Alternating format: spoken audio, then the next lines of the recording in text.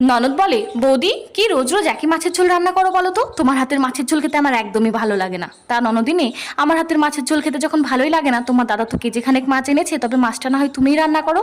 না না বৌদি, মায়ের বাড়ি দুদিন বেড়াতে এসে আমি রান্না বান্না করতে পারবো না। তুমি যখন মায়ের বাড়ি যাও তখন কি রান্না করে খাও? রান্না করে খাই না খাই সেটা বড় কথা না, তবে তোমার মতো কারো রান্নার খুঁত ধরি না। কেউ যদি ভালোবেসে এক গ্লাস জল ঢেলে খাওয়ায়, তার সামনে এমন ফিল করি যাতে মনে হয় তার হাতের এক গ্লাস জল খেয়ে আমি অনেক তৃপ্তি পেয়েছি। রান্না বান্না তো ছেড়েই দিলাম। তা যাও, তুমি গিয়ে স্নান ধ্যান যা করবে করো। দেখছি যদি তোমার রুচির মতো মাছ রান্না করতে পারি তবে না হয় খেতে ডাকবো, না ডাকলে ভাবে রান্না ভালো হয়নি, ডাল দিয়ে না হয় খেয়ে নিও।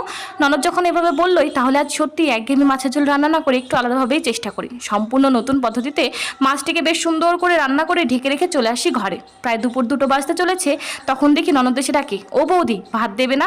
না গো, মাছের ঝোলটা আজ এত বাজে রান্না হয়েছে যে বাড়ির সবাই দুবেলার মাছ একবারেই খেয়ে নিয়েছে, তোমার জন্য এক পিসও বাদ রাখেনি।